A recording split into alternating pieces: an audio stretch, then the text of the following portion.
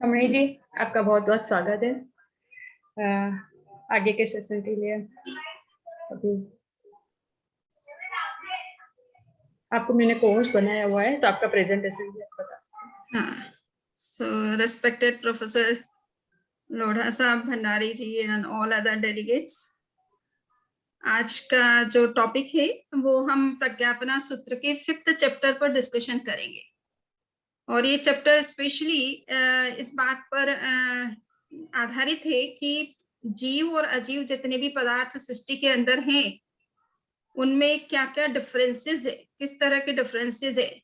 तो आगम युग में जो क्राइटेरिया था वो ये था कि एक तो जीवों के कितने प्रकार हैं, तो उन प्रकारों को डिफरेंसेस के अंतर्गत काउंट किया है, उनके नंबर्स को काउंट किया है।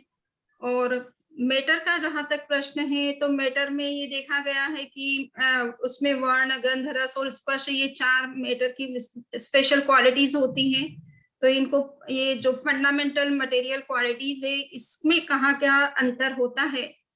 और 2-3 चीजें और भी हैं, जैसे कि टाइम ड्यूरेशन, किसका कितना लाइफ स्पान है, चाहे वो मैटर हो चाहे जीव हो, उनका भी अपना एक लाइफ स्पान होता है, एक ड्यूरेशन होता है कि वो पर्टिकुलर स्टेट में अमुक टाइम तक रहता है, मिनिमम, मैक्सिमम और मीडियम जो उसके लेवल्स होते हैं, टाइम ड्यूरेशंस होते हैं। तो उसको यहाँ पर स्थिति शब्द से इंडिकेट किया गया है। और हाइट होती है, तो बॉडी की हाइट में क्या क्या डिफरेंसेस होते हैं सब जीवों के, तो उसको भी शो करने की कोशिश की है। और एक चीज और है, स्थिति, अवगाहना और वर्ण आदि है। तो ये कुछ चीजें हैं जिसके आधार पर डिफरेंस दिखाने की कोशिश की गई है। तो आगम युग का अपना क्राइटेरिया था कि डिफरेंस, एक एंटिटी को दूसरी एंटिटी से डिफरेंशिएट करने के कुछ क्राइटेरिया क्या हैं, जीव के संदर्भ में क्या है और मैटर के संदर्भ में क्या है। ये खास चर्चा का विषय इस चैप्टर का है।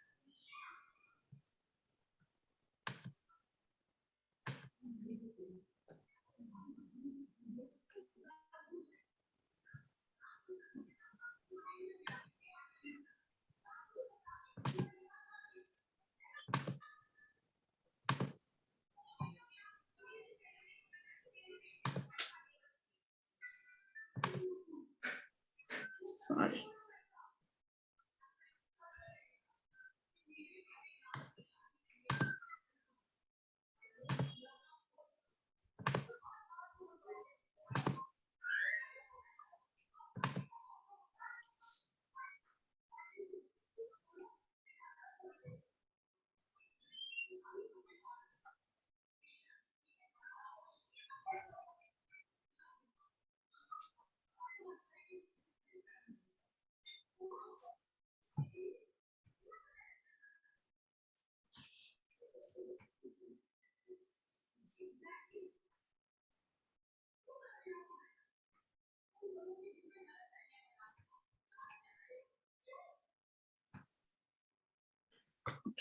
सो ये स्क्रीन शेयर हो रही है सबको जी? हाँ सर, हाँ समणी। ओके, चलिए। तो ये चैप्टर नंबर 5, इसका नाम है स्पेशल, इसका जो चैप्टर का नाम है वो है विशेष पद। इसको पर्याय पद भी कहते हैं। और पर्याय या विशेष का मतलब होता है कि हम किस जीव और अजीव की जो स्पेसिफिक फीचर्स हैं, क्वालिटीज हैं, डिफरेंसेस हैं, उसको डिस्कस कर रहे हैं, उसको विशेष या पर्याय शब्द से इंडिकेट किया जाता है शास्त्रों में। तो यहाँ पर थोड़ा सा आउटलाइंस दे रही हूँ, जैसे मैंने वैसे ब्रीफ किया भी है। तो विशेष शब्द जो प्रयोग किया जाता है, विशेष टर्म जो प्रयोग किया जाता है, ये दोनों चीजों के लिए किया जाता है। टाइप्स के लिए भी किया जाता है और मोड्स के लिए भी किया जाता है, यानी कितने तरह के जीव हैं, कितने तरह के मटेरियल एंटिटीज है या नॉन लिविंग एंटिटीज है, तो ये बताने के लिए भी विशेष शब्द का प्रयोग किया जाता है। क्योंकि टाइप्स भी इस बात को शो करता है कि they are different in some respect. इसी तरह से मोड्स के आधार पर भी एक एंटिटी दूसरे एंटिटी से डिफर करती है कि वो किस तरह का उसका क्वालिटी है। तो क्वालिटी के आधार पर भी डिफरेंसेस क्रिएट होते हैं। तो यहाँ जीव और अजीव के दोनों के डिफरेंसेस नंबर के आधार पर भी बताए गए हैं और क्वालिटी के आधार पर भी बताए गए हैं। और जैन फिलॉसफी में ये एक बात कही गई है कि कोई भी पदार्थ है, चाहे वो जीव हो चाहे अजीव हो, सभी पदार्थ जो है एक प्रकार से वेरिएबल कांस्टेंट है। वेरिएबल कांस्टेंट का जैसा मीनिंग आप सभी जानते ही हैं कि वो चेंज भी हो रहा है और अपने आप में अपने अस्तित्व को कायम भी रखता है। तो कोई भी पदार्थ टोटली कभी डिस्ट्रॉय नहीं होता है, चाहे वो मटेरियल एंटिटी हो चाहे वो जीव क्यों ना हो। डेथ भले होती है, रूप का परिवर्तन भले होता है, किंतु अस्तित्व कभी किसी भी पदार्थ का समाप्त नहीं होता है, चाहे वो लिविंग है चाहे नॉन लिविंग।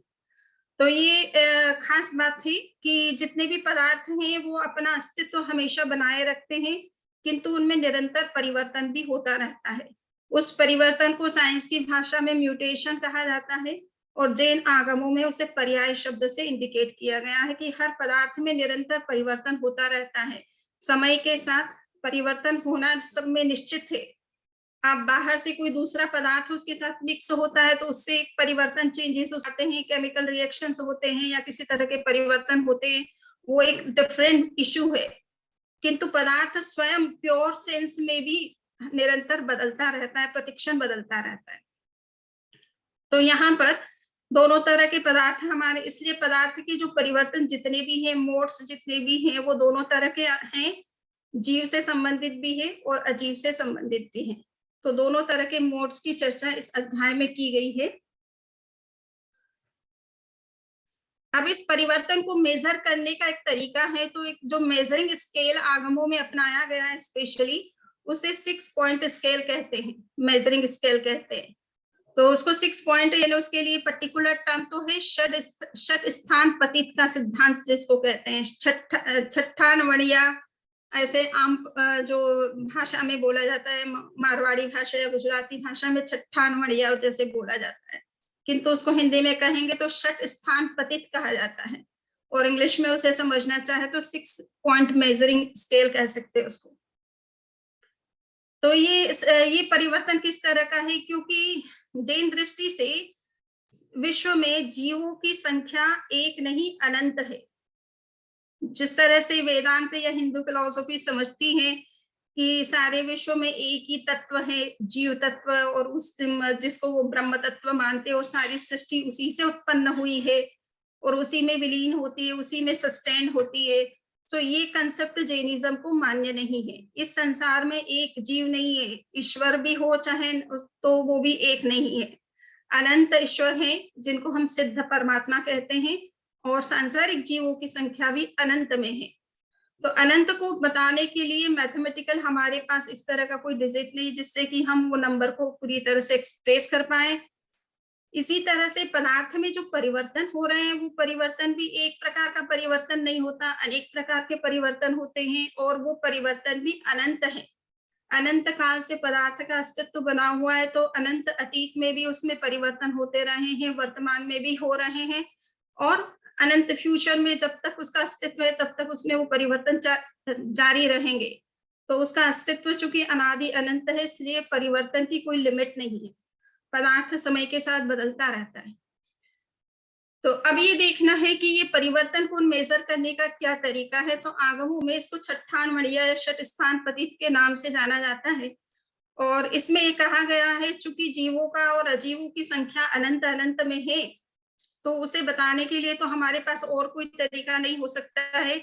हम ये जरूर बता सकते हैं कि मान लीजिए कि हम जीवों की बात कर रहे हैं, कि पृथ्वी काय के जीवों की बात कर रहे हैं, वनस्पति काय के जीवों की बात कर रहे हैं सपोज, तो पृथ्वी काय के जीव असंख्य होते हैं नंबर में, और वनस्पति के जीव अनंत होते हैं।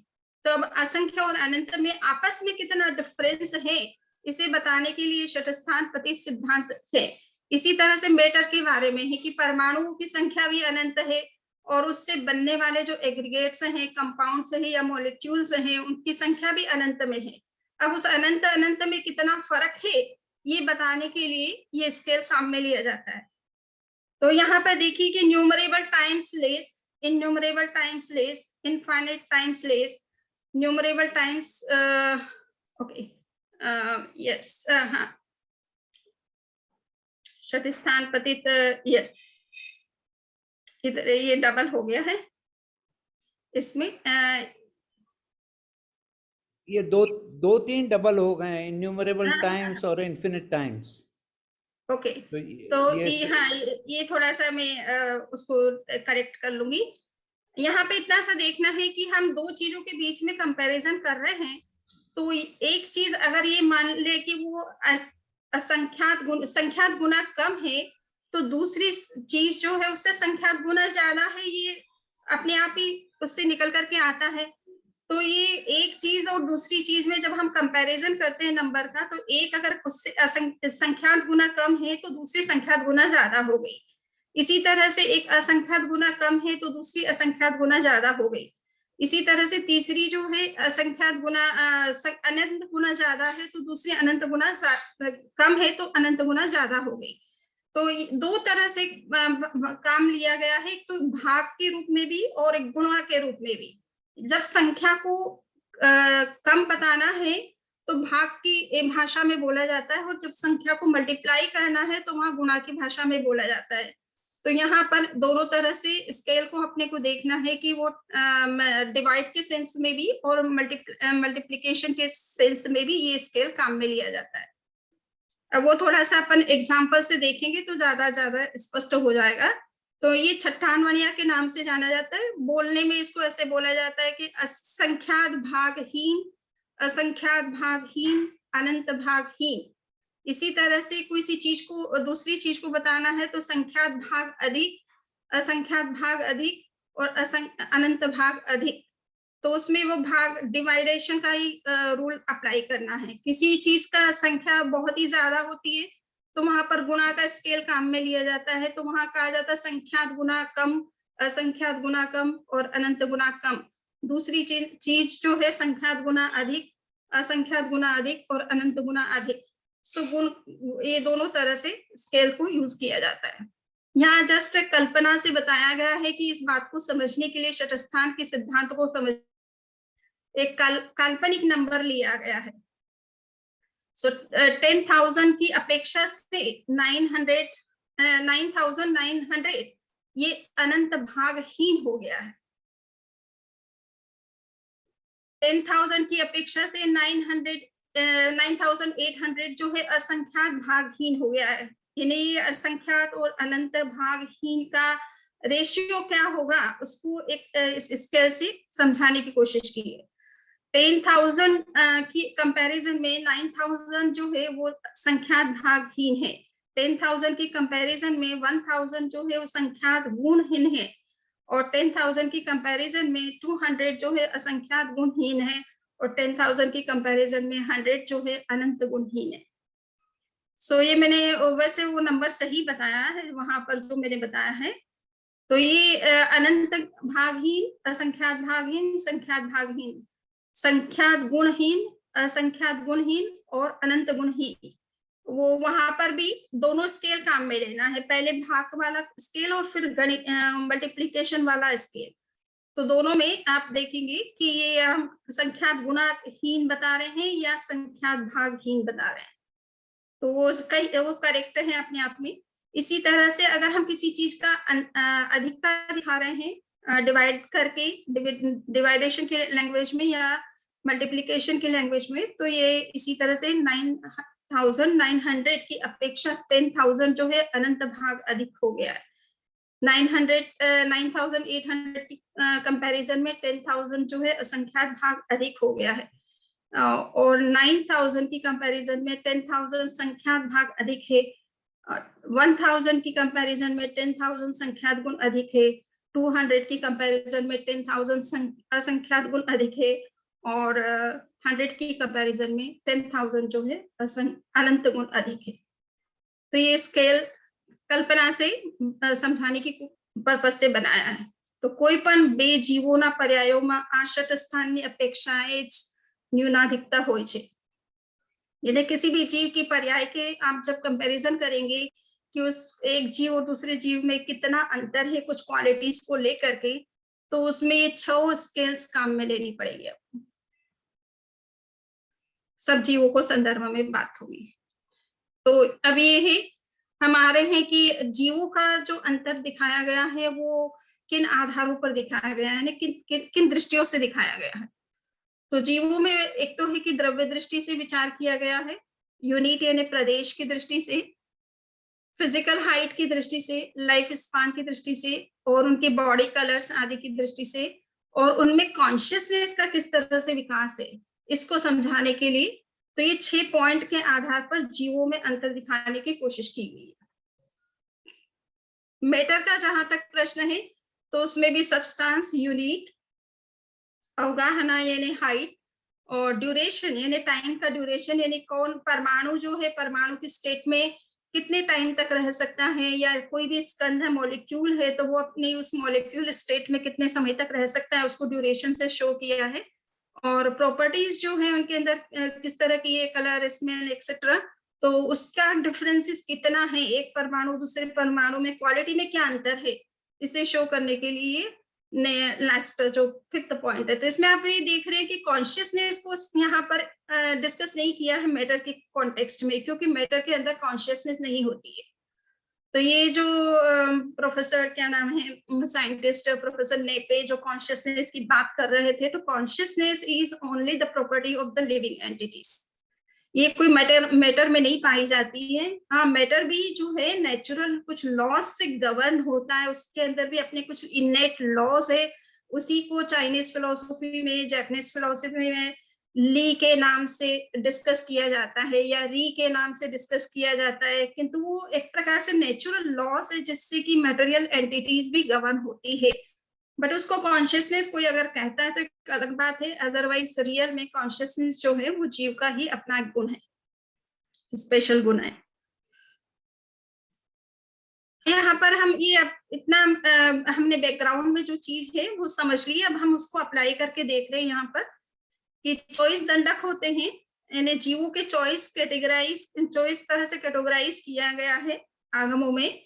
तो उसमें सबसे पहले बताया जाता है कि नरक के जीव होते हैं, फिर उनके बाद में भवनपति, उनसे ऊपर की हायर स्टेट जो है वो भवनपति देवों की होती है, उनसे हायर स्टेट जो है वंतर देवों की होती है। अब इनको अगर हम विचार करें कि द्रव्य दृष्टि से ये क्या क्या है, इनका अपना आपस में क्या स्वरूप है, तो बताया गया है कि वो तुल्य है। तुल्य का मतलब है कि आत्मा जो मूल द्रव्य हमारी है आत्मा, तो नरक की आत्मा हो, चाहे भवनपति देवों की आत्मा हो, चाहे वंतर देवों की आत्मा हो, चाहे किसी भी जीव की आत्मा हो, वो तो सब तुल्य ही है ना। आत्मा का स्वरूप तो सभी जीवों में समान एक जैसा ही है, और वो अपने आप में सिंगल यूनिटरी सब्सटेंस है।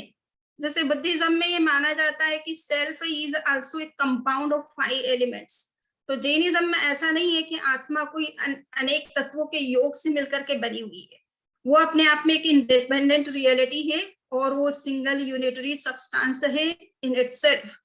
तो वो उस दृष्टि से, द्रव्य दृष्टि से विचार किया जाए कि हमारा मूलभूत जो तत्व है आत्म तत्व, वो तो सभी जीवों में एक ही होगा और समान ही होगा और एक ही जैसा होगा। इसी तरह से आत्मा असंख्य प्रदेशों से मिलकर के बनी होती है, तो वो प्रदेश की दृष्टि से सबकी आत्मा समान है, एक जैसी है।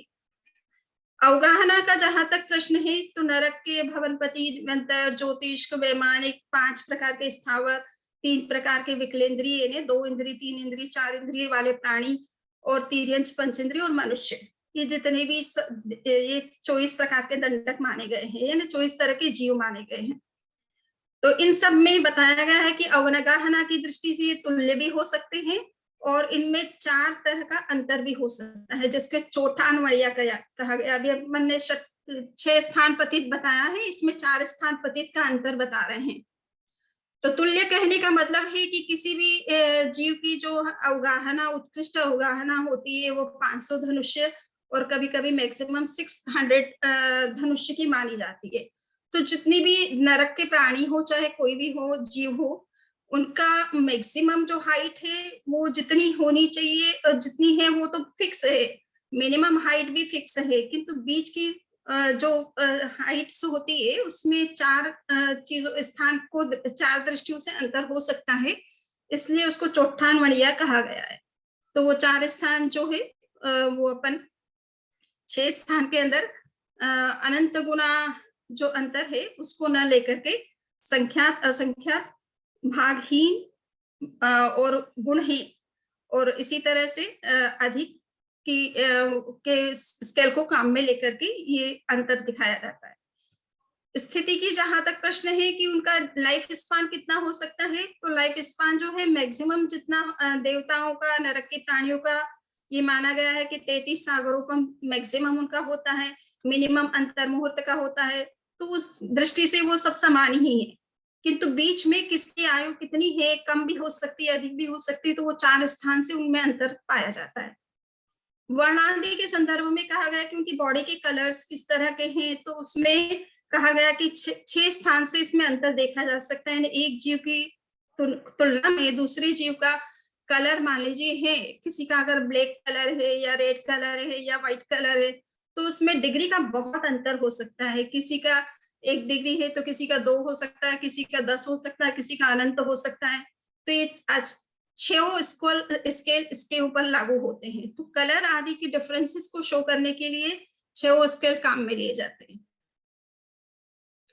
यहाँ उपयोग की बात है कि ज्ञान और दर्शन का विकास जीवों में किस तरह का होता है, तो ये कहा गया है कि सब जीवों में जो ज्ञान दर्शन का विकास होता है उसमें भी ये 96 का स्केल लागू होता है। किसी का ज्ञान बहुत है, किसी का बहुत कम है, किसी का बहुत मीडियम लेवल का है, और उसमें भी डिग्री का बहुत अंतर हो सकता है, अनंत गुना अंतर हो सकता है। तो ज्ञान में भी और दर्शन की शक्ति में भी अनंत गुना अंतर हो सकता है, असंख्यात गुना भी अंतर हो सकता है और संख्यात गुना भी अंतर हो सकता है। तो ये इसमें 96 का स्केल लागू होता है ज्ञान के अंतर को दिखाने के लिए। यहाँ पर जैसे अब मैं एक एग्जांपल के लिए यहाँ पे बता रहे हैं कि पृथ्वी काय के जीवों के समझ लीजिए कि आप देखना चाहते हैं कि उनके लाइफ स्पान कितने हैं, कितना है। तो एक जीव और दूसरे जीव की तुलना में कहा जाता है कि उनमें 3 स्थान की अपेक्षा से अंतर पाया जाता है। तो जैसे 22,000 वर्ष मैक्सिमम उम्र मानी जाती है पृथ्वी तत्व की, यानी कोई पर्वत है, कोई चट्टान है, वो 22,000 वर्ष तक कंटिन्यूअस लिविंग हो सकती है, लाइव हो सकती है, तो उसमें लाइफ देखा जा सकता है। तो 22,000 मैक्सिमम पृथ्वी काय का लाइफ माना गया है।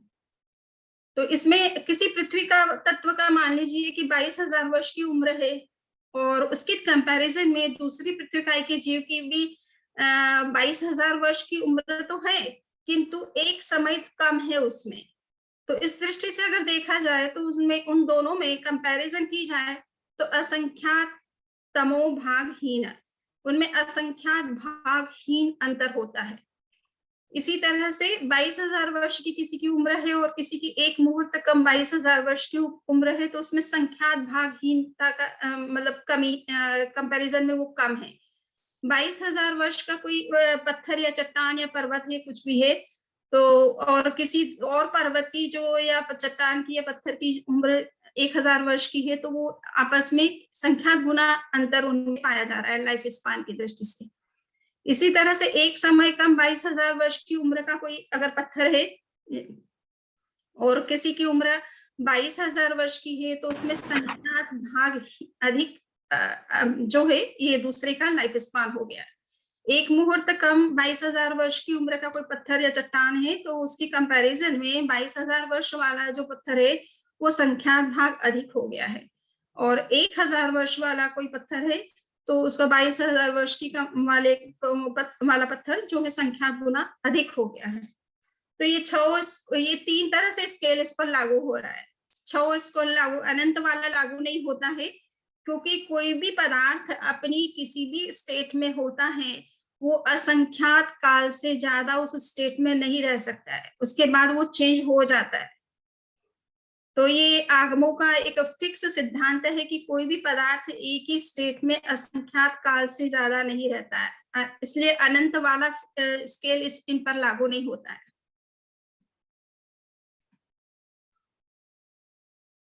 अब ये मनुष्यों के संदर्भ में बात आ रही है कि मनुष्य की जिस तरह से चर्चा की गई है, तो उसमें है कि अवगाहना की अपेक्षा से अगर आप विचार करें, द्रव्य दृष्टि से भी विचार कर सकते, प्रदेश की दृष्टि से भी कर सकते हैं, ये डबल इसमें दे दिया गया, स्थिति और वर्ण आदि और ज्ञान दर्शन आदि के कंपैरिजन में, तो यहाँ पे भी बताया गया है कि मनुष्य में कोई अंतर नहीं है, दोनों की आत्मा समान है, एक ही प्रकार की है, तो द्रव्य दृष्टि से उनमें कोई अंतर नहीं है। ओरिजिनल जो सेल्फ है, सोल है, वो तो एक ही प्रकार का है, उनकी जो सोल का जो स्ट्रक्चर है वो भी एक जैसा ही है, असंख्य प्रदेशी ही है, किंतु अवगाहना में तुल्य भी हो सकते हैं। और यस, जघन्य अवगाहना जिसको कहते हैं, जघन्य का मतलब मिनिमम जो हाइट है जीवों की, वो सभी मनुष्यों की मिनिमम सभी पर सेम ही स्केल लागू होता है कि सबका समान ही होगा। मिनिमम जो हाइट है वो सबकी एक जैसी होगी। मैक्सिमम जो हाइट है वो भी सबकी, जो भी ह्यूमंस के अंदर में होगी वो सेम ही होगी, किंतु बीच में उनका अंतर हो सकता है। जो मीडियम साइज आती है उसमें हाइट से है, उसमें डिफरेंस देख सकते हैं। मध्यम अवगाहना है, इसमें चौठान मणिया, यानी इसमें 4 स्केल्स आप लागू कर सकते हैं। तो संख्यात असंख्यात वाला और संख्यात असंख्यात गुण वाला, भाग और गुण वाला, तो ये 4 स्केल ही इस पर लागू होते हैं। जघन्य स्थिति जो है वो अब यहाँ पर स्थिति की बात आ रही है, तो स्थिति का मतलब है कि लाइफ स्पान। तो ये जघन्य जितना भी लाइफ स्पान है मनुष्य का, वो अंतर मुहूर्त का होता है, तो वो सभी जीवों के लिए समान ही है कि जघन्य उतना ही, मिनिमम लाइफ स्पान तो सभी जीवों का उतना ही होगा, मैक्सिमम भी उसी तरह से होगा। किंतु मध्यम स्थिति में ये है कि तुल्य और चौठान बढ़िया। सो यहाँ मध्यम स्थिति वाले जो होते हैं वो द्रव्य दृष्टि से तो वैसे ही है, प्रदेश की दृष्टि से वैसे ही है, और किंतु स्थिति में चौठान वड़िया, यानी उनमें अंतर हो सकता है। उनकी उम्र में बहुत अंतर हो सकता है, किसी की उम्र ज्यादा है, किसी कम है, किसी का 1 मिनट मान लीजिए लाइफ स्पान कम है, किसी का 1 मिनट ज्यादा है। तो यूं करके बहुत सारे वेरिएशन इसमें हो सकते हैं। बट हाँ, इसमें भी संख्यात और असंख्यात वाले स्केल ही लागू होंगे, चाहे भाग वाला हो चाहे गुण वाला हो। इसी तरह से वर्ण आदि के संदर्भ में, यानी मनुष्यों के अंदर में जो कलर्स हैं, तो कलर्स का डिफरेंस अनंत गुना हो सकता है, इसलिए इसमें 6 स्केल लागू होते हैं। ज्ञान दर्शन के विकास की दृष्टि से देखा जाए तो इसमें भी 6 प्रकार के स्केल लागू होते हैं। जघन्य और उत्कृष्ट जो है वर्ण आदि की कंपैरिजन किया जाता है, तो इसमें 4 स्केल्स लागू होते हैं। स्वस्थांति तुल्य शेष 19 बोल में छठान बढ़िया। वर्ण आदि की अपेक्षा से कहा गया है कि उनमें 19 बोल का मतलब है कि गंध 2 प्रकार की होती है, वर्ण 5 प्रकार के होते हैं, रस 5 प्रकार के होते हैं और स्पर्श 8 प्रकार के होते हैं। ऐसे 20 चीजें होती है जिनके आधार पर उनकी डिफरेंसेस दिखाई जाती है क्वालिटी की दृष्टि से।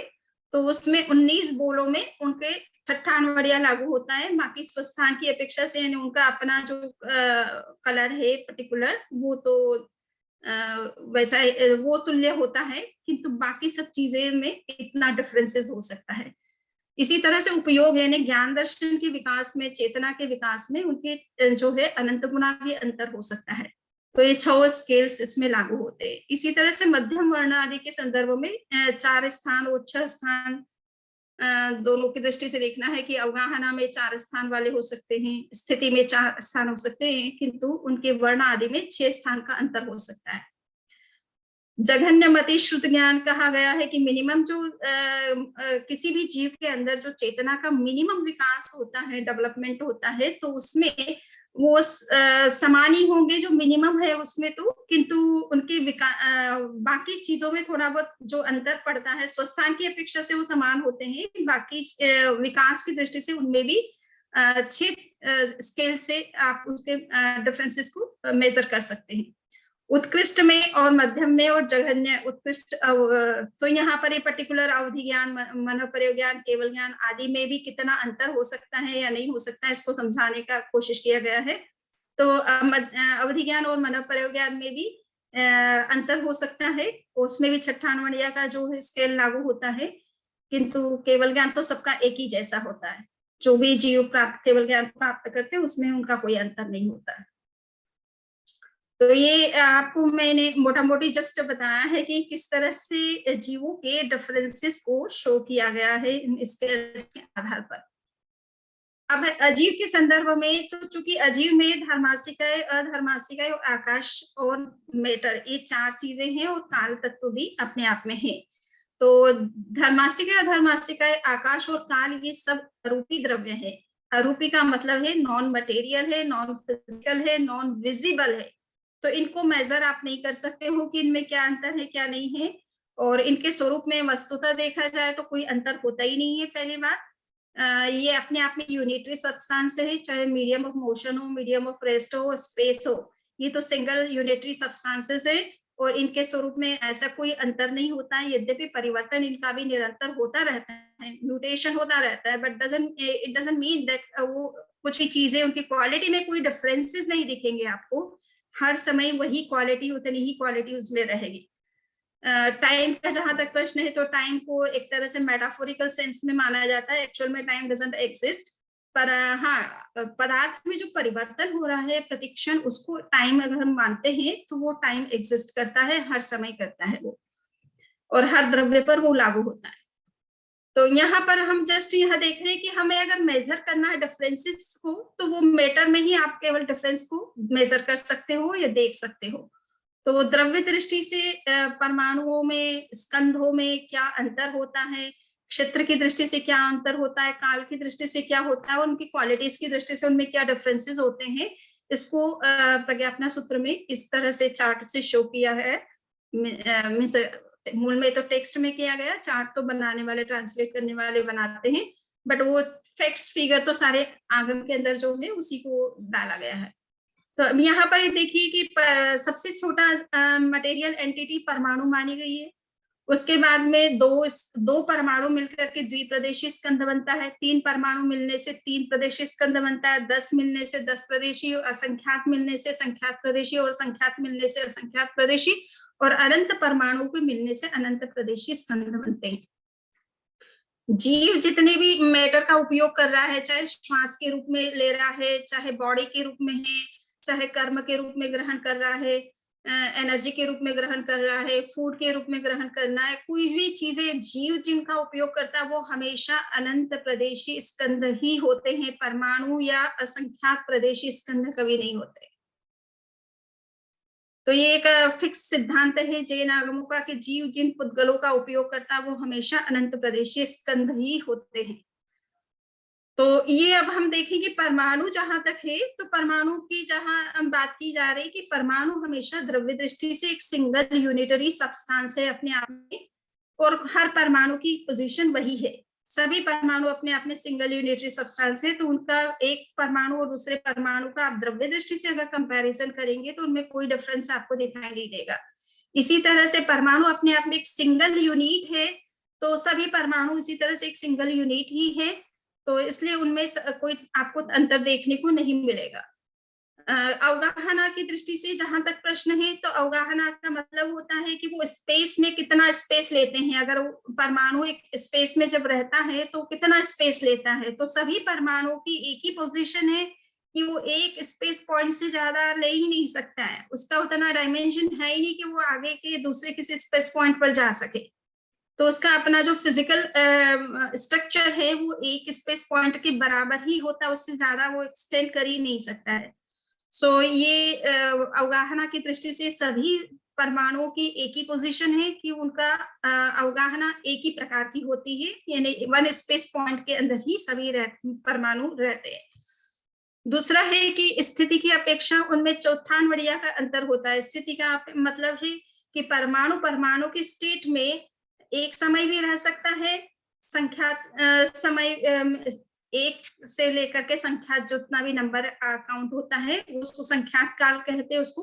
तो परमाणु अपनी एक स्टेट में वो एक समय भी रह सकता है, 2 समय भी रह सकता है, और संख्यात काल तक भी रह सकता है, जिसको आप टाइम को मेजर करके बता सके, किंतु असंख्यात समय भी रह सकता है।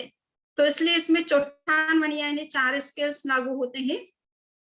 असंख्यात समय के बाद परमाणु की स्टेट में नहीं रहेगा, जिस स्टेट में था उस स्टेट में नहीं रहेगा, वो कुछ ना कुछ उसमें परिवर्तन हो ही जाएगा।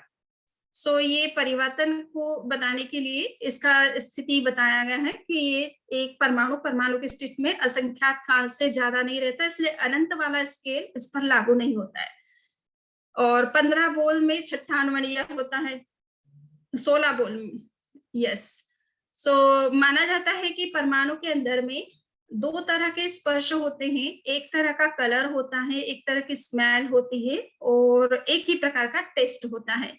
तो ये 5 क्वालिटीज ही एक्चुअल में परमाणु में पाई जाती है, परंतु स्पर्श कभी एक उष्ण और शीत में से एक हो सकता है और स्निग्ध और रुक्ष में से एक हो सकता है।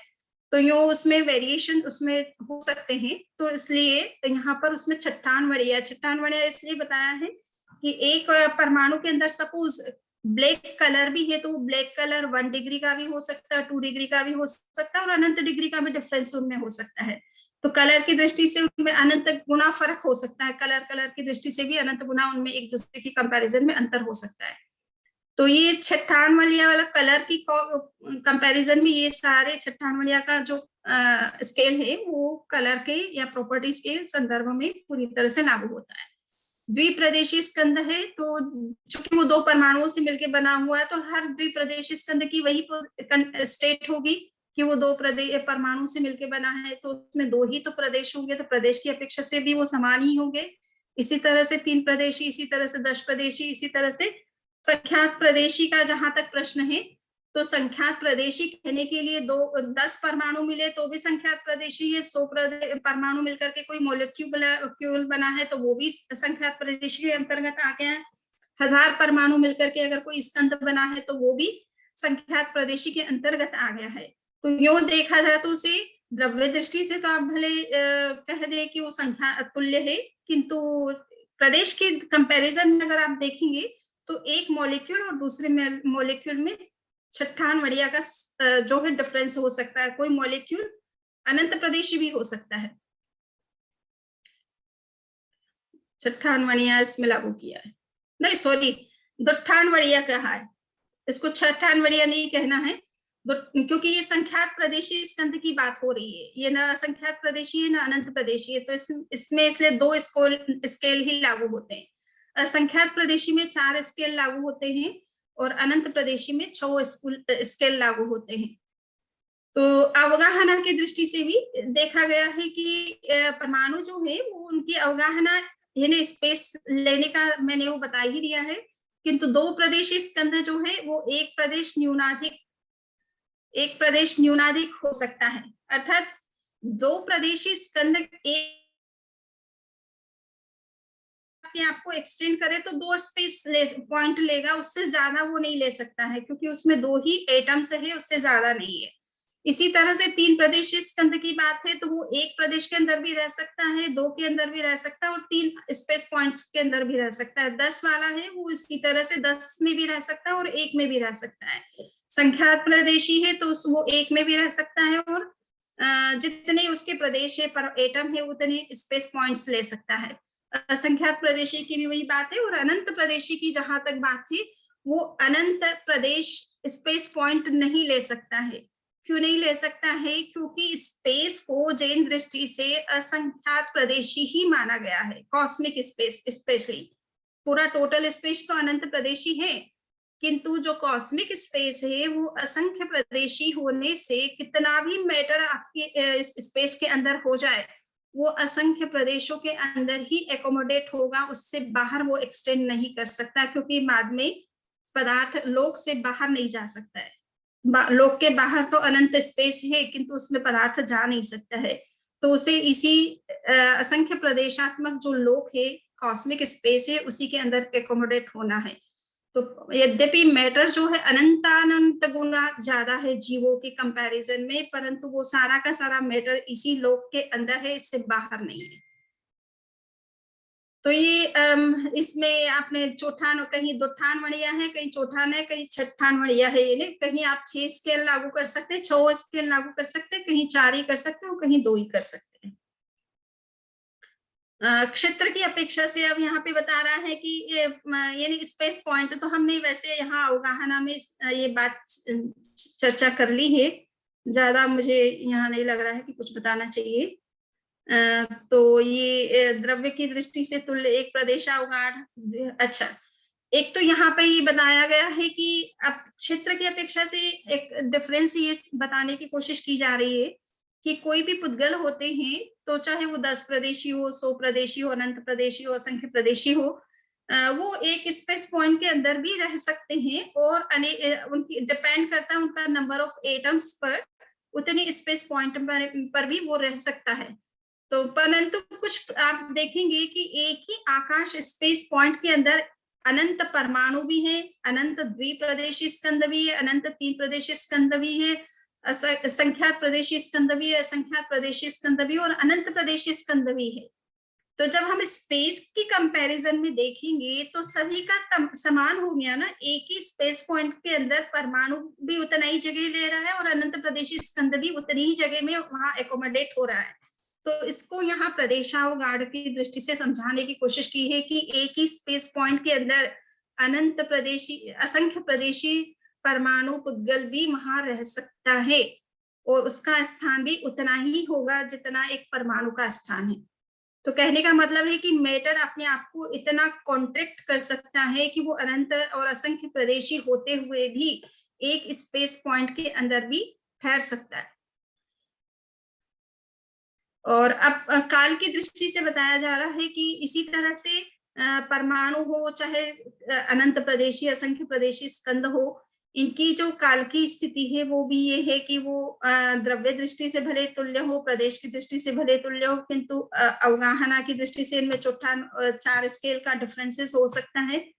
और प्लस जो है ओके, स्थिति का मतलब इतना ही है कि परमाणु भी हो सकता है कि एक समय के लिए उस स्टेट में रहे, कोई मॉलिक्यूल भी ऐसा हो सकता है जो एक समय के लिए ही उस स्टेट में रहे, तो वो एक समय स्थितिक कहलाते हैं। इन्हें दोनों की टाइम ड्यूरेशन एक ही जैसा होने से वो दोनों ही एक कैटेगरी में आ गए हैं टाइम की दृष्टि से। इसी तरह से वर्णों की दृष्टि से, कलर की दृष्टि से भी माना गया है कि एक पुद्गल और दूसरे पुद्गल में मान लीजिए कि सेम कलर की डिग्री है तो वो एक गुण काला पुद्गल ही कहलाएगा, ठीक है ना। एक एटम के अंदर भी एक गुण काला है और कोई मॉलिक्यूल है उसमें भी अगर 1 डिग्री ब्लैकनेस है तो वो दोनों की कैटेगरी एक ही हो गई कलर की दृष्टि से। तो ये यहाँ पर स्केल्स के उससे भी जो है इनमें छठानवड़िया का अंतर दिखा रहे हैं। यद्यपि वो दोनों एक गुण काला है और संख्यात गुण काला है और संख्यात गुण काला है, परंतु यस प्रदेश की दृष्टि से उनमें छठानवड़िया बता रहे। प्रदेश की दृष्टि से क्यों बता रहे हैं कि एक एटम है उसमें एक ही एटम है किंतु अनंत प्रदेश स्कंध है तो उसमें अनंत है, तो बहुत अंतर हो गया उनमें। इसी तरह से कोई मॉलिक्यूल असंख्यात परमाणुओं से बना हो सकता है, कुछ संख्यात से बने होते हैं। तो ये कलर दोनों में सभी में एक ही डिग्री है, परंतु प्रदेशों की नंबर जो है बहुत डिफरेंट हो सकते हैं। इसी तरह से अवगाहना में भी अंतर हो सकता है, इसी तरह से स्थिति में भी अंतर हो सकता है। अब यहाँ पर वैसे मोटा मोटी ये सब बातें अपन ने डिस्कस कर ली है। ये इस तरह से भी स्केल जो है साथ में एक साथ सारा बताया गया है। ओके, तो ये समुच्चय का मतलब होता है कि अब टोटल सारा आपका मैटर साथ में लेकर के बात करें तो ये टोटलिटी में अगर देखें तो ये इस तरह से चार्ट दिखाया गया है। तो मैं सोच रही हूँ कि इसके साथ ही मेरा अपना टॉपिक पूरा होता है। अगर किसी का कोई प्रश्न है तो कर सकते हैं। और दूसरा वो टाइम का जो कंसेप्ट था मैंने वो भी सोचा था कि आज वो भी डिस्कस करेंगे थोड़ा बहुत, पर इस संदर्भ में कोई प्रश्न है तो पहले उसके लिए आमंत्रण है आप सभी।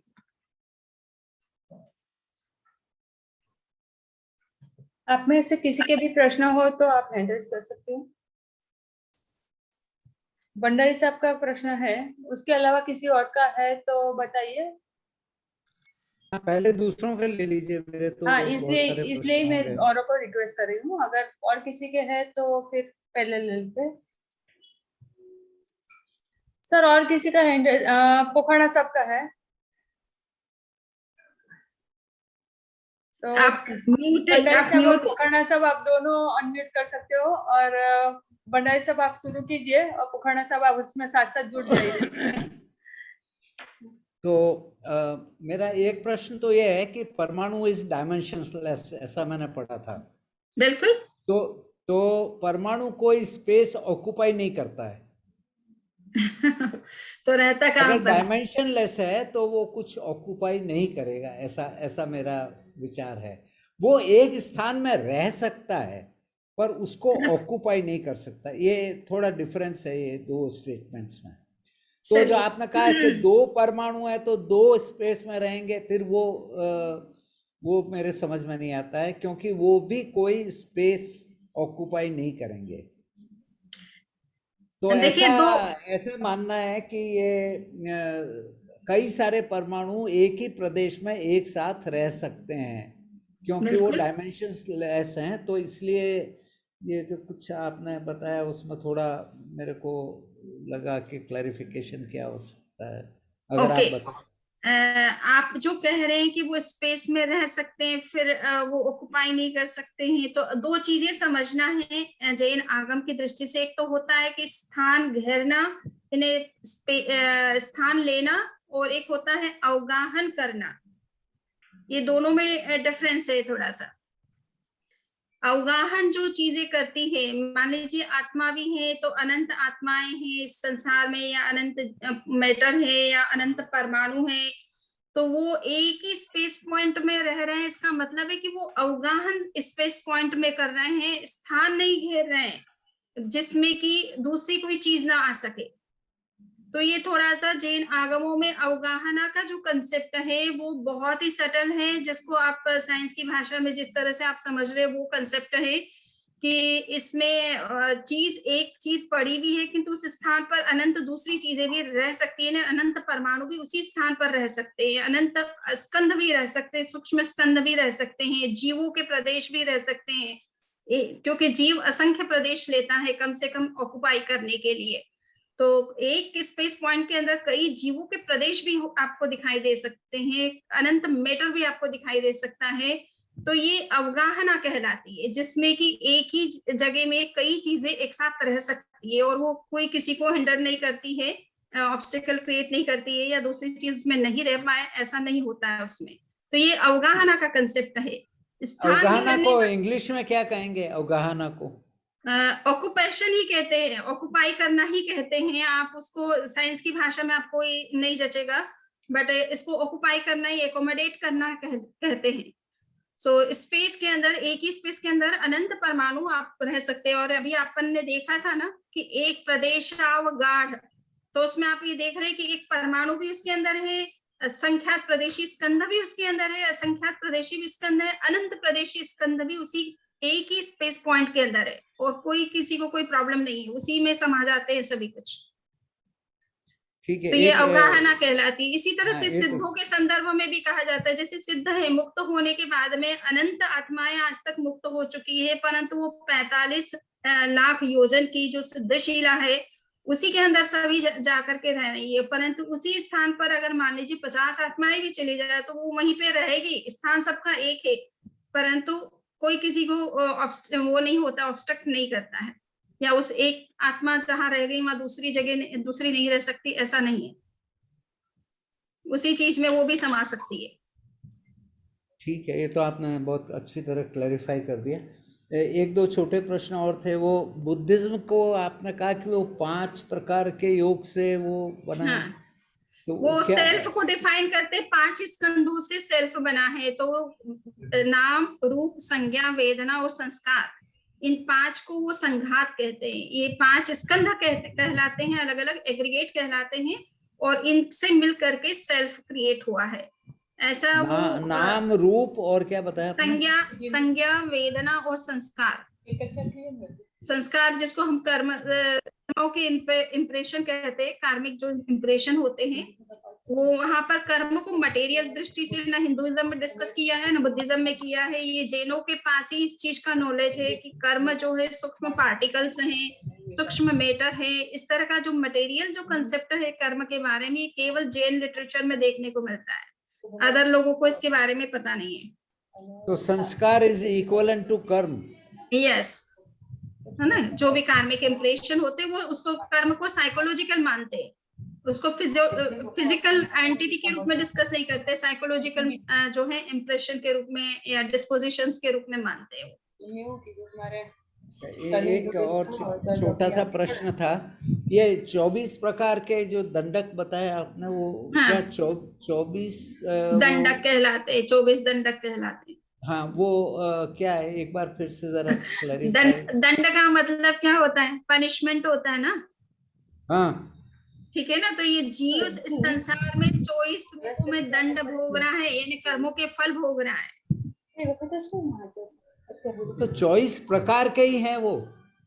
नरक के प्राणियों को, सबको 7 प्रकार के नरक के प्राणी है, किंतु सबको एक कैटेगरी दिया है। इसी तरह से देवता भी भले असंख्य हैं, परंतु वो सब एक ही कैटेगरी के हैं। अगर भवनपति देव है या ज्योतिष है या वैमानिक है, तो सबकी अपनी अलग अलग स्टेट है ना।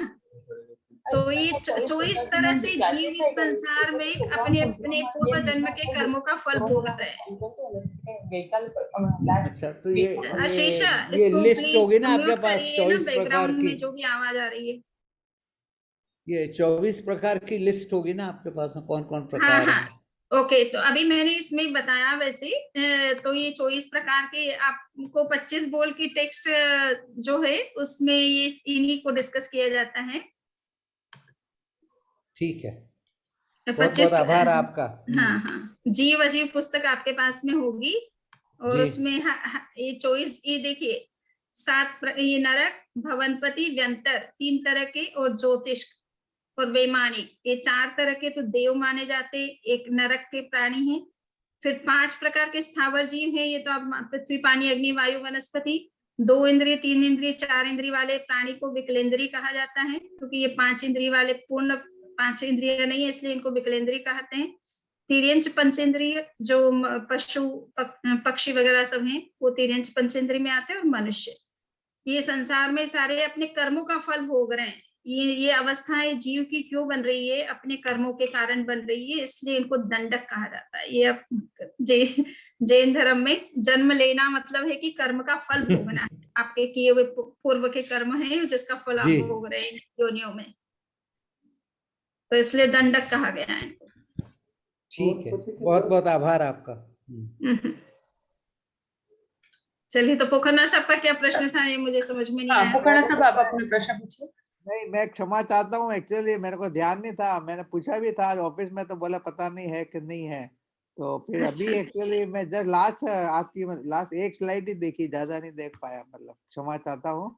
लेकिन हाँ, 2 हाँ। क्वेश्चन उसमें से निकल के आए, मतलब जैसे आजकल वो ये न्यूट्रॉन स्टार होता है, जैसे प्रोटॉन स्टार, न्यूट्रॉन स्टार, तो हाँ, हाँ। उसकी मतलब डेंसिटी इतनी ज्यादा होती है कि पूरी पृथ्वी का अगर एक मान लो न्यूट्रॉन स्टार बन जाए सपोज, तो हाँ, वो हाँ। उसकी साइज मतलब एक अंगुली जैसे वो होता है ना, अंगुल उतनी होगी बस, मतलब इतना हाँ, हेवी होता है, मतलब इतना हेवी होता है।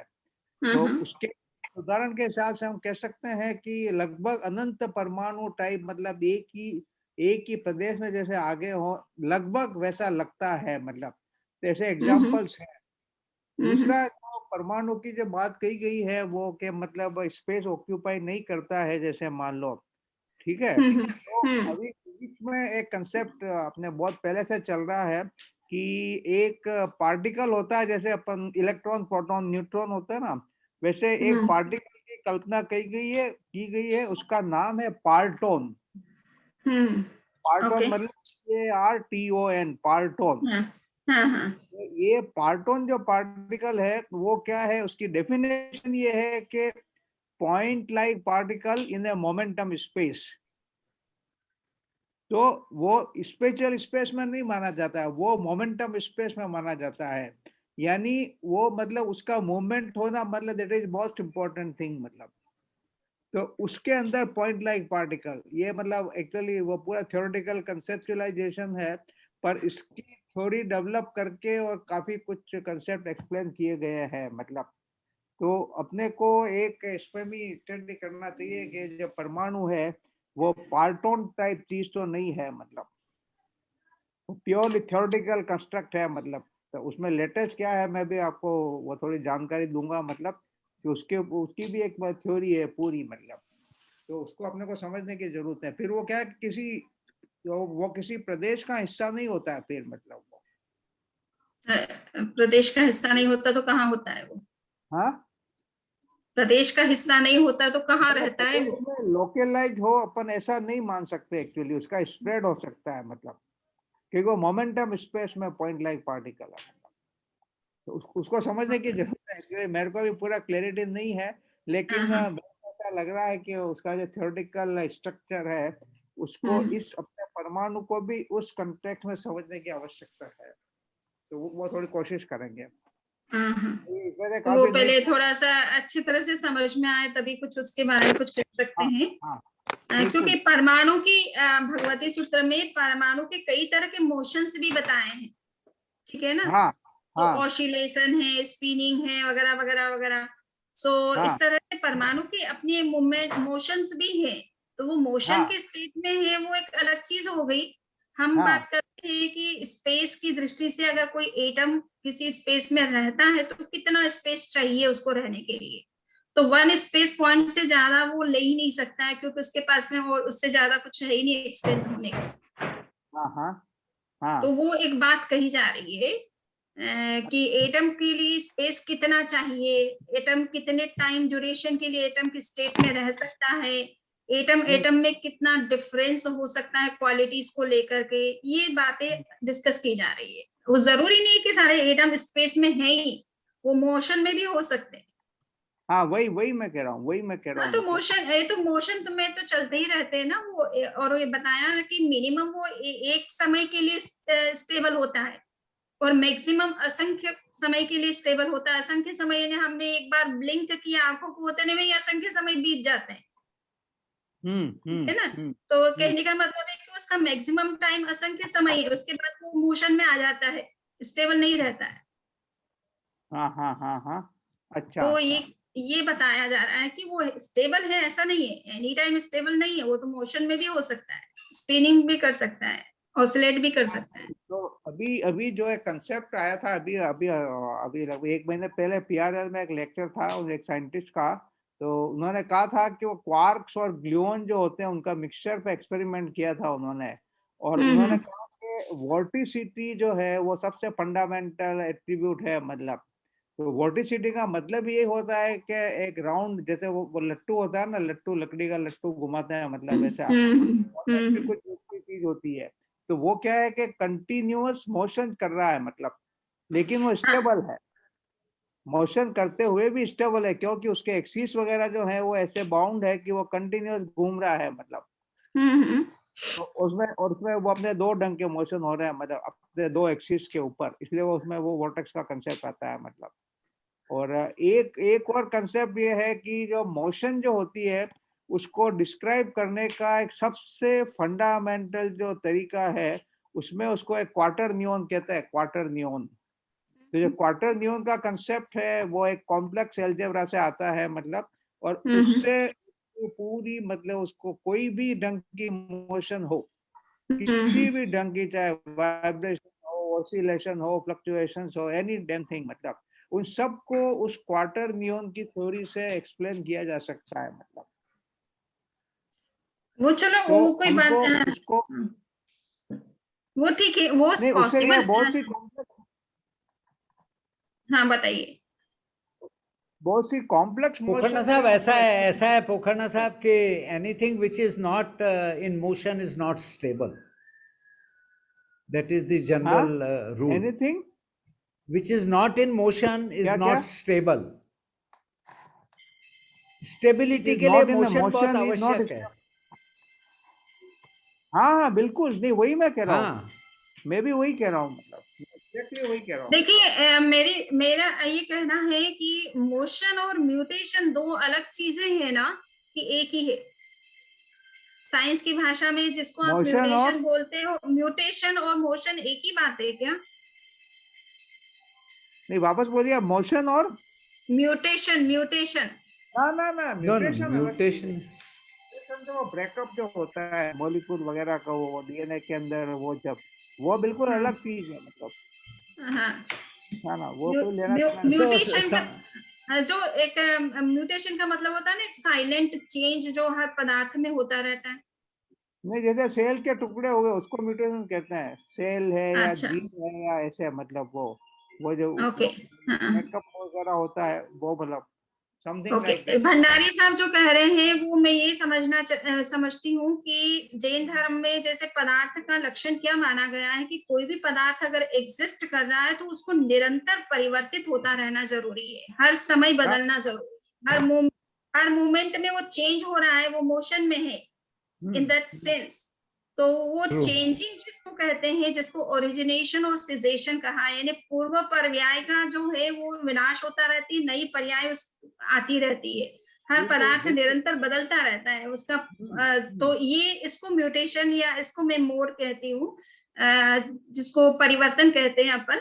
उस अपेक्षा से हर पदार्थ में परिवर्तन निरंतर होता है, तभी वो स्टेबल रह सकता है, एग्जिस्ट कर सकता है। अगर वो म्यूटेशन या उस तरह का चेंजेस बंद हो जाए एक भी मोमेंट के लिए, तो पदार्थ का अस्तित्व खतरे में पड़ जाता है। सो इसीलिए जैन धर्म में वेरिएबल कांस्टेंट का सिद्धांत है, जिसे नित्यानित्यवाद का सिद्धांत कहते हैं। नित्यानित्यवाद, हर पदार्थ नित्य भी है और अनित्य भी है, परमानेंट भी है और इम्परमानेंट भी है, इटर्नल भी है और चेंजेबल भी है। ये जो सिद्धांत है इसको नित्यानित्यवाद का सिद्धांत कहते हैं। तो हिंदुइज्म की तरह जैन पदार्थ को स्टैटिक नहीं मानते हैं, कि जिसमें अनचेंजिंग एंटिटी नहीं मानते हैं, न बुद्धिज्म की तरह मोमेंट्री मानते हैं। जैनिज्म कहता है कि हर पदार्थ मोमेंट्री भी है और स्टेबल भी है। हाँ हाँ, ना वो तो ज्यादा बेटर पिक्चर है एक्चुअली, वो हाँ, ज्यादा तो बेटर। हाँ, मोशन शब्द और ये चेंज जो है परिवर्तन, पर्याय परिवर्तन है, ये इसमें थोड़ा सा मेरे ख्याल से डिफरेंस करना चाहिए। मोशन तो होता है कि एक पदार्थ दूसरी, एक स्थान से दूसरे स्थान जब जाता है उसको मोशन कहते हैं, किंतु जो परिवर्तन हो रहा है उसी जगह पर रहते हुए भी पदार्थ बदल रहा है निरंतर। हाँ हाँ हाँ, तो ये जो उत्पाद व्यय और ध्रुव का जो वो सिद्धांत जो है, उसमें एग्जैक्टली है कि एक पर्याय बदलती है तो एक पर्याय है, तो उसका अभाव होगा तो बाद में उसका भाव हो जाएगा, और जो अभी उसका अभाव है उसका भाव हो जाएगा, जब भाव है उसका भाव हो जाएगा। मतलब बिल्कुल, तो वो क्या है कि वो एग्जैक्टली इस सिचुएशन को एक्सप्लेन करती है। मतलब हाँ, और वो कंटिन्यूस उसमें मूवमेंट उस ढंग से कह सकते हैं। मतलब तत्वार्थ सूत्र का सूत्र है तद भावाव्ययम नित्यम। नित्य किसको कहते हैं? कि जो अपने स्वरूप को छोड़े बिना बदलता रहता है निरंतर। एसेंशियल जो पदार्थ का नेचर है वो चेंज कभी नहीं होगा। हमारे अंदर जो अनंत ज्ञान है, जिसको कैवल्य कहते हैं, वो हमेशा हर जीव में है, चाहे वो पृथ्वी काय में चला जाए, अपकाय में चला जाए, चाहे मनुष्य बन जाए, चाहे कुछ भी बन जाए, किंतु वो अनंत ज्ञान जो आत्मा का है वो कभी नष्ट होता नहीं है, वो कभी कुछ कम नहीं होता, ना अधिक होता है, जैसा है वैसा रहता है हमेशा के लिए। हाँ, उसका विकास जो है वो जीव पर डिपेंड करेगा कि किसके किस तरह के कर्म है, उसका विकास उसके आधार पर होगा। हाँ हाँ, नहीं वो जो मैंने वो बताया ना आइडिया आपको, वो अपना क्वांटम होलोग्राम का, तो वो क्वांटम होलोग्राम में कंसेप्ट आ रहा है जो आप कह रहे हैं, वो एग्जैक्टली उस ढंग का कंसेप्ट है। मतलब उसमें ये होता है, काल की तरह साफ है। मतलब उसमें तो आप काल के बारे में कह रही थी कि काल यथार्थ नहीं है। दो दृष्टियां हैं जैन धर्म में, जैन ट्रेडिशन में, एक तो दिगंबर की, एक है श्वेतांबर की। श्वेतांबर कहते हैं कि काल डजंट एग्जिस्ट इंडिपेंडेंटली। हमारे पदार्थ में जो ये प्रतिक्षण बदलाव हो रहा है ना, एक क्षण का जो परिवर्तन है, इसको कहते हैं वर्तना, परिवर्तना, चेंज। ये चेंज ही काल की भाषा में जो है समझाया जाता है। एक समय का जो परिवर्तन है उसको एक समय कहते हैं, यानी प्रतिक्षण जो परिवर्तन हो रहा है वो एक समय है।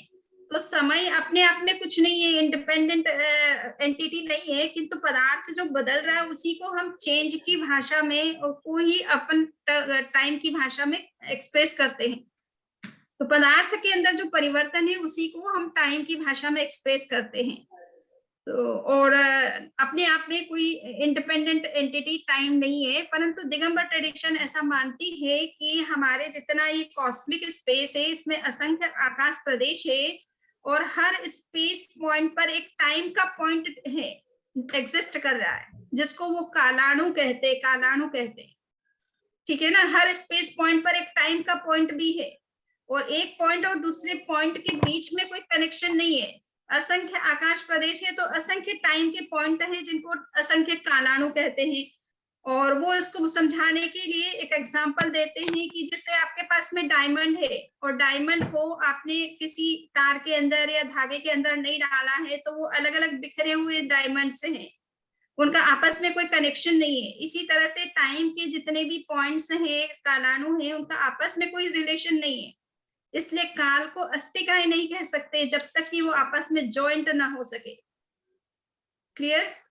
परंतु थोड़ा सा डीप में आप स्टडी करेंगे तो वहां भी देखने से यही पता चलता है कि काल का कोई स्वतंत्र अस्तित्व वहां भी प्रूव नहीं हो पाएगा। पदार्थ जो बदलना 5 ही मूल तत्व है। इसलिए भगवान महावीर से जब लोक का स्वरूप पूछा गया कि किमत्थि लोए, तो भगवान ने कहा कि पंचत्तिकाय मय लोए। ये लोक में 5 ही मूल तत्व हैं, धर्मास्तिकाय, अधर्मास्तिकाय, आकाश, पुद्गल और जीव। टाइम को अलग से उन्होंने नहीं काउंट करवाया मूल तत्वों के अंदर, किंतु बाद में उन्होंने द्रव्य की दृष्टि से कह दिया कि टाइम है। टाइम यानी द्रव्य के अंतर्गत ही पदार्थ में जो परिवर्तन हो रहा है, इसको टाइम की भाषा में बोला जाता है। इसलिए उसको द्रव्य के अंतर्गत 6 द्रव्य बताए हैं उन्होंने, पर मूल में पंचास्तिकायमय लोक बताया है। मूल फंडामेंटल यही है, 5 तत्व है। तो ये आप निश्चय काल की बात कर रही हैं? हाँ, ये निश्चय काल, एग्जैक्टली ये निश्चय काल जो ठीक है, एक क्षण के बहुत लिए काफी होता है, क्लियर हो गया। एक क्षण के लिए होता है न। पास्ट जा चुका है, फ्यूचर आना बाकी है। जो कुछ है वो प्रेजेंट का 1 मोमेंट ही होता है। ठीक है, तो ये मैंने सोचा भी था कि मैं जो तत्वार्थ सूत्र है, आप अगर चाहें तो थोड़ा बहुत उसको देख सकते हैं। ये टाटिया साहब ने ट्रांसलेट किया है मुनिश्री महेंद्र कुमार जी के साथ में बैठ करके। तो मेजरमेंट्स ऑफ टाइम दे रखा है, आपके पास में पुस्तक होगी भी से दैट विच इज करके। मेरे पास है, मैंने देखी है। हाँ, तो ये देखिए टाइम के सारे यूनिट्स यहाँ दे रखे हैं। एक समय से शुरू करते हैं, फिर आवलिका वगैरह वगैरह ये सारे मेजरमेंट्स दे रखे हैं। बहुत ही अच्छी तरह से एक्सप्लेन किया है और एग्जैक्ट मेजरमेंट भी बताया है। देखिए यहाँ पर कि कितनी आवलिका का एक पल्स बनता है, कितने पल्स का एक स्तोक बनता है, कितने स्तोक का लव बनता है, नालिका, मुहूर्त, फिर ये 48 मिनट। ये इंडियन आवर्स, इंडियन जो अभी वर्तमान में हम 60 मिनट्स का एक आवर मान रहे हैं, किंतु इंडिया में आवर का जो कंसेप्ट है वो 48 मिनट का है, जिसको मुहूर्त कहा जाता है जी। और ये आप देखिए, मैं पूर्वांग की जो बात चल रही थी कि भगवान ऋषभ का 84 लाख पूर्व का आयुष्य था। तो ये देखिए 12 महीने का 1 ईयर होता है, 84,000 ईयर्स का एक पूर्वांग होता है और 84,000 पूर्वांग का एक पूर्व होता है। ऐसे 84 लाख पूर्व का भगवान ऋषभ का आयुष्य माना जाता है। 84 लाख पूर्व का। क्लियर? तो बहुत ही ठीक है, समझ में आ गया। लास्ट है शीर्ष प्रहेलिका।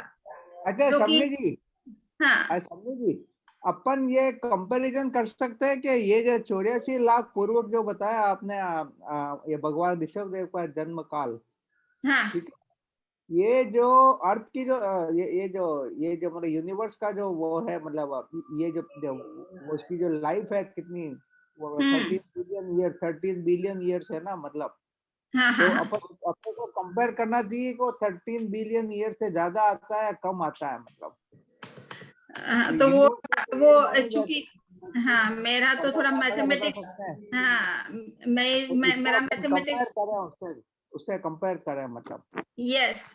तो यूं देखा जाए ना तो एक टाइम साइकिल पूरी सृष्टि में इवोल्यूशन और डिवोल्यूशन दोनों स्टेट होती है ना। डिक्लाइनिंग एरा भी आता है और असेंडिंग एरा यानी डेवलपमेंट एरा भी आता है। दोनों को अगर हम करें तो 20 सागरोपम का एक टाइम साइकिल होता है। 20 सागरोपम का जैन के हिसाब से।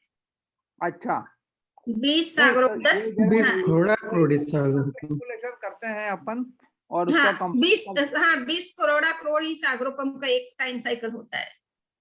अच्छा, तो ये एग्जैक्टली उसको इसको ईयर में कन्वर्ट कर देते हैं, मतलब तो फिर उससे जो यूनिवर्स की जो वो जो पैदा हुआ था बिग बैंग, मतलब बिग बैंग के लेकर अभी तक का जो टाइम निकला है उससे पोखरना साहब वो बहुत कम होगा, वो बिलियन ईयर्स, ये तो 10 to 14 ईयर्स की बात कर रहे हैं। हाँ, ये कितना है? ये तो अब देखिए बहुत ही लंबा है। हमारे भंडारे साहब के लिए तो ये बिल्कुल अनसाइंटिफिक है। बट ना, आप जो वो भी तो- है, सो अब तक की जो हमारे आचार्य उमा स्वाति जी का जो ये सारा एक्सप्लेनेशन भी दिया हुआ है, अदर आचार्यों का दिया हुआ है, इवन भगवती सूत्र का है, ठीक है, ये भगवती सूत्र में भी दे रखा है, टाइम यूनिट्स, ये सारे मेजरमेंट्स जो है भगवती सूत्र में दे रखे हैं। अच्छा, ठीक है, इसके ऊपर थोड़ी स्टडी करेंगे। हाँ, बिल्कुल। चलिए अशेषा जी, अभी समय हो गया है। ओके।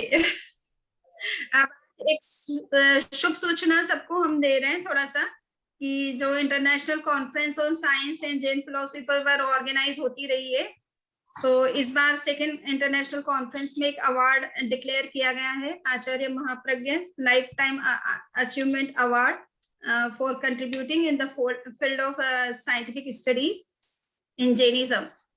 तो इसके लिए एक इंटरनेशनल कमेटी बनाई गई थी और उन्होंने प्रोफेसर नारायण लाल कच्छारा का नाम जो है वो सिलेक्ट किया है इस अवार्ड के लिए। तो आप सबको जैन विश्व भारती यूनिवर्सिटी की तरफ से और FIU के माध्यम से ये अवार्ड ICSJP के अंतर्गत दिया जा रहा है और इसकी डेट 15 अप्रैल है। आप सबको इनविटेशन मिल जाएगा, आप जरूर इस प्रोग्राम को ज्वाइन करेंगे यहाँ पर FIU में। प्रोफेसर बहुत लोढ़ा खुशी साहब की दे बात रहे है, हैं। बहुत बहुत खुशी की बात है। बिल्कुल, हाँ। बहुत खुशी की बात। हमारी एकेडमी और science and spirituality research institute की ओर से कच्छारा सर को बहुत बहुत धन्यवाद। और आप हाँ, आपका सपोर्ट जो हमें मिलता रहता है, समणी जी आपका भी बहुत बहुत धन्यवाद। तो अशेष, कच्छारा साहब ने एक जैनिज्म के ऊपर बात काफी है। साइंटिफिक दृष्टि से काफी कंसेप्ट को क्लियर किए हैं और काफी अच्छी स्टडी रही है आपकी इस फील्ड में। तो इसलिए इंटरनेशनल कॉन्फ्रेंस के अंतर्गत उन स्कॉलर्स को विशेष रूप से आइडेंटिफाई कर रहे हैं जो साइंस की दृष्टि से जैनिज्म को डेवलप करने में अपना योगदान दे रहे हैं। तो ये फर्स्ट अवार्ड है जो आचार्य महाप्रज्ञ के नाम से दिया जा रहा है, क्योंकि आचार्य महाप्रज्ञ जी विज्ञान और साइंस को ब्रीच करने में उनका खुद का बहुत बड़ा योगदान है। उनका साहित्य आप देखेंगे तो उन्होंने विज्ञान को पग पग पर आध्यात्मिक रहस्यों को जो है डिस्कस करने में काफी डिस्कस किया है और वो चाहते थे कि अध्यात्म और विज्ञान आपस में जुड़े और तभी मानव जाति का कल्याण हो सकता है। तो इसलिए उनके नाम से ये अवार्ड घोषित किया गया है जैन विश्व भारती यूनिवर्सिटी के द्वारा। बहुत खुशी की बात है। बहुत खुशी की बहुत बात है। खुशी की बात है। यस। अच्छा, एक और खुशी की बात है कि जैन एकेडमी ऑफ स्कॉलर का जो लास्ट का वेबिनार हुआ था वो प्रोफेसर नेपे का, उसके अंदर एक नोबेल प्राइज विनर जो है फिजिक्स के प्रोफेसर BD जोसेफसन, वो नोबेल लॉरेट है फिजिक्स के, और वो उस वेबिनार में आए थे। पूरा 1 घंटे से ज्यादा वो उसमें कंटिन्यू रहे थे और उन्होंने चैट बॉक्स में काफी मतलब है जो लिखा, लगभग मेरे ख्याल 3 या 4 बार उन्होंने चैट में है जो अपनी एंट्रीज की थी। और मेरा उनसे विशेष रिलेशन है क्योंकि मैंने कुछ जैन धर्म के पेपर उनको भेजे थे 75-78 के अंदर, और उनके दोनों के जवाब आए थे, उन्होंने जवाब मतलब लिखे थे मेरे को, मतलब तो मतलब मेरे लिए विशेष मतलब खुशी की बात है। तो जैन एकेडमी ऑफ स्कॉलर में इतने बड़े लोग आ रहे हैं, ये बहुत बड़ी संतोष की बात है कि हम बिल्कुल इसको अच्छा रिकॉग्निशन मिल रहा है टॉप लेवल पे। मतलब तो जो व्यक्ति नहीं, डॉक्टर जोसेफसन यहाँ अहमदाबाद भी आए थे तो मैंने उनसे मुलाकात की थी। विद्यापीठ में उन्होंने एक लेक्चर दिया था सुपर कॉन्शियसनेस पर। तो अच्छा। हाँ, तो वो भी मुझे याद है अच्छी तरह से। बड़ी अच्छी बात है। और भी जोड़िए, आप जो भी जुड़ना चाहें इसको आगे बढ़ाएं। आपके आशीर्वाद से ये समझ लीजिए ये आगे बढ़ेगा, ऐसा लगता है। भंडारी जी को विश्वास होना चाहिए। समणी जी, भंडारी जी को तो आप पे बहुत विश्वास है। वो एक्चुअली आपसे ये सब डिस्कशन वो बीच बीच में बहुत डाउट करते हैं, इसलिए थोड़ा सा वो होता है। समणी जी, ये उनका वो नॉलेज गेन करने का तरीका है ये उनका। महावीर स्वामी ने कहा, एक जगह मैंने पढ़ा था कि इसलिए मत मानो कि मैं तुमसे कह रहा हूं, अगर ये तुम्हारे समझ में आए। वो दो कंडीशन दी थी उन्होंने, या तो एक चीज आपको समझ में आए और दूसरा वो आपके लिए उपयोगी हो, तभी उसको मानो। तो मैं उसको मान के चल रहा हूँ। देखिए उन्होंने बिना समझे मानना, क्षमा करें, मैं उसमें विश्वास नहीं रखता। नहीं, समणी जी, मैं कुछ कहना चाहूंगी। भंडारी साहब, संशय और शंका दो चीज अलग होती है। और समृद्धि जी, भंडारी साहब जिस तरह से पूछ रहे हैं वो इनकी इंक्विजिटिवनेस है, मैं जहां तक समझती हूँ कि वो उसको बहुत क्लैरिटी से समझना चाहते हैं, इसलिए इस तरह से क्वेश्चन करते हैं। नहीं, क्वेश्चन के ऊपर प्रश्न नहीं है, क्वेश्चन के ऊपर प्रश्न नहीं है उनको। मैं तो कह रही हूँ कि मेरे ऊपर संदेह हो काम में, इसलिए मैं कह रही हूँ। भगवान महावीर के माने में नहीं कह रही हूँ, ना कंटेंट के बारे में कह रही हूँ कि काम होगा इसका, इसमें कोई डाउट नहीं करना है, ऐसा मैं कह रही हूँ। तभी तो इतने सालों से आपके साथ जुड़े हुए हैं। तो वो विश्वास बनाए रखें, मैं ये और मेरे सामने तो जब भी बात करते हैं ऐसा ही कहते हैं कि समृद्धि जी हमारे गुरु है, समृद्धि जी हमारे गुरु है, इस तरह से मेरे साथ तो ऐसा ही बात होती है। सत्य ये हमने उन्हीं से सीखा, उन्हीं के साथ शुरू किया है। तो चलिए अब इसको समाप्त कर किया जाए, चलते हैं। पर आपने आज अवगाहना और परिवर्तन को बहुत अच्छे से समझाया, काफी मतलब क्लैरिटी हो गई उसी में, और बहुत अच्छा लगा इस बात का। ये टाइम मेजरमेंट्स आप ये टाटिया साहब की पुस्तक से देखिएगा भंडारी जी, उसमें ये गणित की भी दे रखा है, पीछे अपेंडिक्स में बहुत ही अच्छा दे रखा है क्लैरिटी के साथ में। स्पेस के मेजरमेंट्स भी दे रखे हैं, टाइम के मेजरमेंट्स भी दे रखे हैं, मैथमेटिकल जो है डिफरेंसेस भी बताया हुआ है, और भी चीजें बताई हैं। सो अपेंडिक्स को जरूर एक बार आप गो थ्रू कर ले अच्छे से। नहीं, इसको मैंने बहुत अच्छी तरह अध्ययन किया है कई साल पहले, काफी टाइम से मेरे पास ये पुस्तक है।